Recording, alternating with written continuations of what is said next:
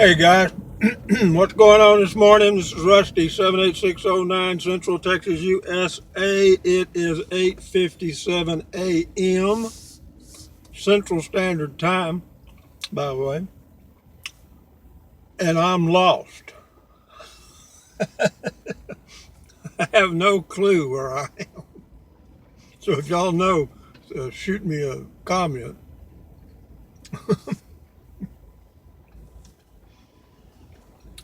I am somewhere in Texas, I know that. Now, whereabouts is another question. I'm up on a hill. I know that too.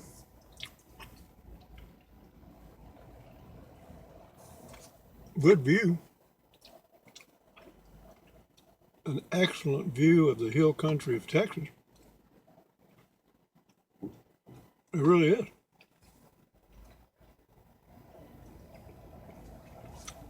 Let me spin around here and see if I can get my erections, or directions, excuse me.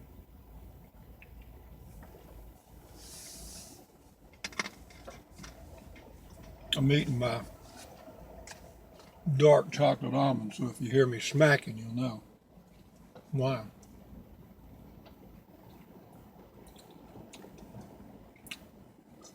Okay. Oh, I know where I am now. This is a scenic overlook. Somewhere near Kingsland, Texas, I guess. Yeah. Let's see here. I'll adjust it just a wee bit. Anyway, not a whole lot going on today. I have video block, which means it's like writer's block. You do videos on day in, day out, day in, day out. And then one day you wake up and there ain't none. Here comes some motorcycles. Truly is. A guy and a girl. What do you say, Hud? You don't realize I got a 38 pistol in here pointed right at your head. So you just get macho all you want to. Oh, goodness. Anyway, I'm just burning daylight, folks. Just burning daylight. Got my stainless steel mug with my green tea, and life is okay. I had a comment from a viewer, subscriber, I guess, about Longhorn Caverns. She wanted to know if I'd ever done a video of Longhorn Caverns. I have, but my video of Longhorn Caverns is not a very good one. Of course, none of my videos are very good, but they have much better videos. So if you're interested in learning about Longhorn Cavern State Park, just type that in and do a YouTube search, and you'll find some good videos there. There are some that are professionally done. I'm going to try to adjust this thing one more time. It's better, I think.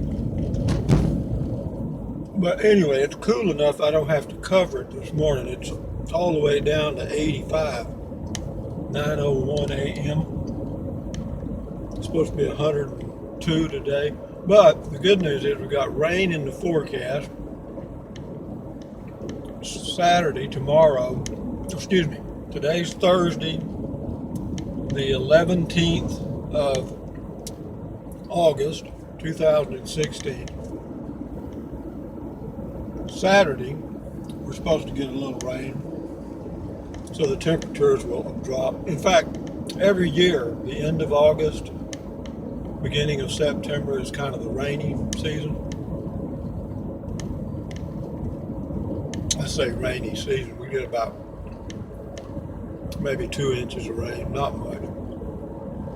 When I grew up in South Texas, on a farm outside of Kennedy, Texas, which is between Beeville and San Antonio, Texas, we raised a crop called flax, and it was eventually put out of production because of synthetics. But now they use flaxseed on, actually they sell bulk flaxseed as a health food now. We never used it. Mother might have used it, I don't remember. But when I was about 12 years old, 11 or 12, I fell in love with a Cushman Eagle motor scooter. We'd go to Beeville, Texas, which was 30 miles from where we lived out in the country. Every now and then Mother would go there for shopping because they did have some different stores.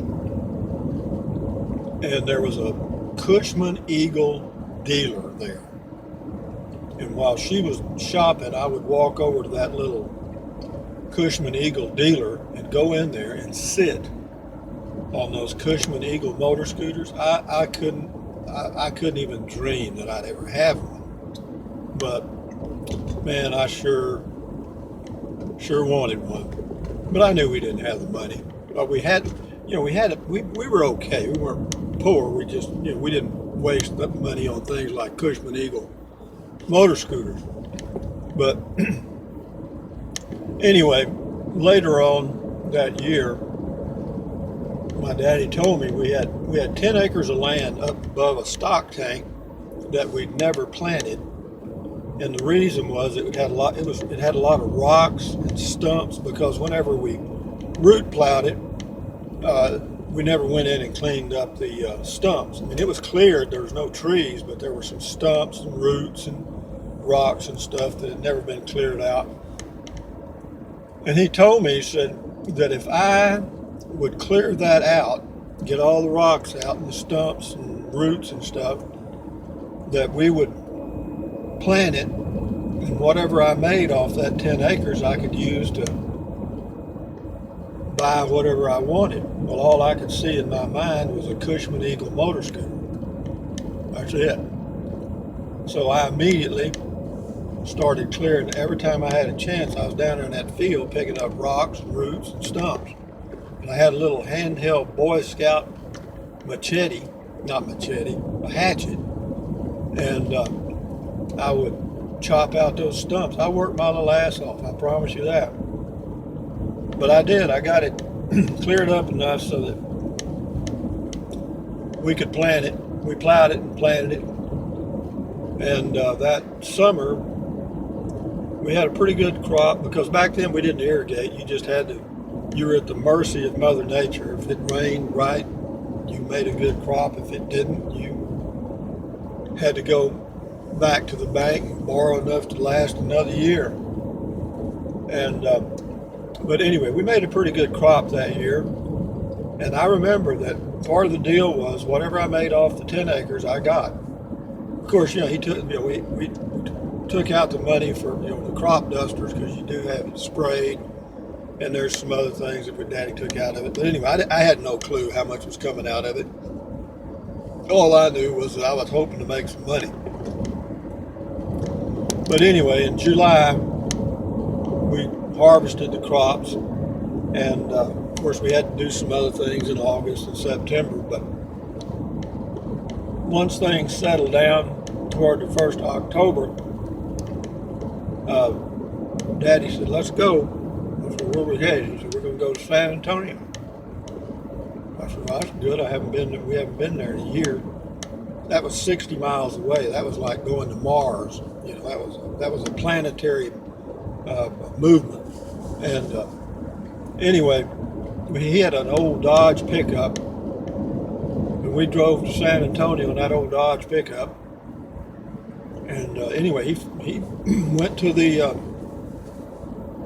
Cushman dealership, and he told me before we got there, he said, now you've made enough to buy you a Cushman Eagle. I said, God almighty. I mean, I couldn't even talk. I was speechless. And anyway, we went inside the dealership. They had a red one and a blue one. And I think that was the only two colors they had, was red and blue. And they also had two engines. They had a 6 horsepower and an 8 horsepower. And it just so happened that the red one had an 8 horsepower engine, but it cost a little more. And anyway, Daddy said, which one you want? And I said, well, I want that red one. He said, that's it, we'll get it. So back then, whenever you bought anything that had an engine in it, you had to break it in. Now you buy a car, you just get off the parking lot and drive at 70 miles an hour, and that's the way it is. But those old engines back then, even on the motor scooters, that was a Briggs and Stratton 4-cycle engine, and you had to break it in. So we had to drive at about 20 miles an hour for the first 500 miles, and then you could go up a little bit. You couldn't let it get overheated. You had to stop and let it cool down for a while, and all kind of things you had to do. For us to get back to drive, first of all, they put it on a truck and hauled it to the edge of San Antonio, Texas, the city of San Antonio, out on Highway 181 South. And anyway, they put it down on the ground, and I got on it. And Daddy told me, he said, just drive on the side of the road, on the shoulder, and I'll stay behind you. But keep it right at 20. It had a speedometer. Well, shit, man, I was I was in another world, folks. I mean, I first of all, you talk about shock and awe. I was paralyzed from the ears down. I mean, or ears up, I guess. And anyway, finally got back to Kennedy. I think it took us about 3 or 4 hours to go that 60 miles, but it didn't bother me if it had taken a year. Shit. But anyway, we got back to the house out in the country, and Daddy went over a few things with me. He said, now I'm going to go through this with you one time, and then you go do it on your own. He said, now here's how you tighten the chain, here's how you grease the chain. He told me what kind of grease to use, because we had all that stuff around. He said, now this is the kind of oil you got to use, and change the oil ever so often. He told me when to do it, how many miles. And boy, I mean, I was filing that stuff like a human computer. And anyway, it had dual chrome exhaust. I remember that. But actually, it was just one pipe coming from the engine. Then they split and went under this little rack where you could carry a passenger or books or whatever. And it was 2 speeds. It had a shifter right beside the gas tank. It was 2 speeds. It had a low speed and a high speed. And it'd run about top speed, about 65. And it took forever to get there, but it didn't matter to me. And of course, we had a 550-gallon gas tank with regular gasoline in it for the tractors, and we also had a propane tank. So I didn't have to worry about buying gasoline. It only held about a gallon. Oh, I'm going to say a gallon and a half, maybe 2 gallons. I can't remember exactly. And but anyway, shit. For the next 2 years, well, see, that's another thing. In Kennedy, Texas, we only had one city policeman. And you were supposed to have a driver's license to operate a motorcycle or a motor scooter. And anyway, I remember Daddy talking with the policeman, the chief. His name was Ross. He was the chief of police. He was the only police. His name was Ross Schuster. And Daddy told me, he said, now Rusty's going to be riding this motor scooter on here on the streets and going to school. And old Ross said, that's fine. He said, as long as you don't get no trouble, we'll be all right. And so that was the end of that. You didn't have to have it. I didn't have to worry about a license.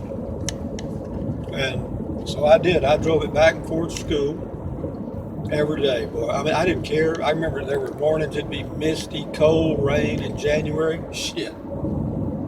I'd be on that motor scooter hauling it to school. And from my house to the school, it was about 7 miles, and it was about 4 miles to 4 miles to town and 2 miles out to school. It's about 6 or 7 miles. And goddamn, can you believe that? A Cushman Eagle motor scooter, and I thought I was God's gift. And I'll never forget this either. During the following summer, we had a little old swimming pool downtown, And I'd go there every now and then when we weren't working in the fields or doing something, which wasn't often, but every now and then we got a break. And I'd haul it into town. Well, anyway, the prettiest girl in the whole high school was named Doris Jean Matthews. And God Almighty, she was a 12 on a 10 scale. At least to me, she was. Well, anyway, one day at the swimming pool, she was in there swimming, and I was just eyes. That's all. I couldn't keep my eyes off of her. You know, back then they didn't wear bikinis; they wore the whole piece swimsuits. And but anyway, she was a knockout. And anyway, after a couple of hours or so, I got out and I was fixing to go cruising on my scooter, and she came up to me and she said, "Rusty, could you give me a ride home?" I thought, "Are you shitting me?" shit, yeah. Yep, you bet I can. Oh, anyway, she had on her swimsuit, and anyway, she didn't sit on the rack. The Cushman Eagle had a pretty big seat, so what I do, I scooted forward, and she got on the seat, same seat I was on behind me, and I told her, I said, "Now hold on, Doris Jean, because I don't want you falling off." God damn, she pressed those breasts against my back, and my whole body. Oh God, y'all are getting a story here, aren't you? But anyway, Doris Jean Matthews, and it was about from the swimming pool out to her house. She lived way out in the country. It was probably, I'm going to say, 12 miles one way to her house, because you went down the county road one way and then you turned down the dirt road and another dirt road. But her old man was a mean, crazy old man. So you had to be careful about old man Matthews, because he knew he had a pretty daughter. And some things came out later about what he did. He ended up committing suicide. But anyway, she took me in the house. Well, we got to her house, and she said, "Come on in, I'll fix you some lemonade or something," whatever she said. And anyway, I went inside. We were talking, sitting on the couch. And she turned around there, and she kissed me right on the mouth. You hear me? God damn. What? Shit, I don't think I'd ever been kissed. I don't think so. But she kissed me right on the mouth, and she said, "I just wanted to thank you for giving me a ride home." And I thought, Doris Jean, would you like for me to go pull that oak tree up in the front yard? God damn. Oh, shit. But anyway, that's the story for the day, boy. You talk about a country hick. I was 12, 13 years old at that time. And that was in the 1950s, probably 1957, 1958. And, you know, that was an Elvis Presley time and rock and roll time and all that crap. Anyway, I guess I ought to end this video. How many minutes I got on it? About 2 hours. Anyway, well, that's my yarn for the day. With the Cushman Eagle and Doris Jean Matthews. God damn. Was she pretty? Oh, dog. She got most beautiful 2 years in a row. No, she deserved it. She deserved it. God, she had a beautiful smile, beautiful lips, beautiful black hair, olive skin. God damn. But she was 2 years older than I was. You know, she was 2 years older than I was. And, but yeah, she kissed me right on the mouth. Was I in love? Oh, get out of here. Oh, I was more than in love.